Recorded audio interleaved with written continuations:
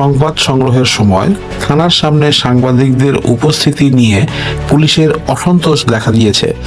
এক পর্যায়ে পুলিশ সদস্যরা ঔদ্ধত্যপূর্ণ আচরণ শুরু করে, যা উপস্থিত গণমাধ্যম কর্মীদের মধ্যে ক্ষোভের সৃষ্টি করে। এমন পরিস্থিতিতে প্রশ্ন ওঠে, পুলিশ কি আবারও তাদের আগের রূপে ফিরছে? আইন শৃঙ্খলা রক্ষাকারী বাহিনীর দায়িত্ব জননিরাপত্তা নিশ্চিত করা, অথচ সাংবাদিকদের সঙ্গে এমন আচরণ কতটা গ্রহণযোগ্য? স্বাধীন সাংবাদিকতা কি তাহলে আবারও হুমকির মুখে? এ ধরনের ঘটনা রোধে প্রশাসনের সঠিক ব্যবস্থা নেওয়া জরুরি, নতুবা গণমাধ্যমের স্বাধীনতা ও নিরাপত্তা প্রশ্নবিদ্ধ হয়ে পড়বে।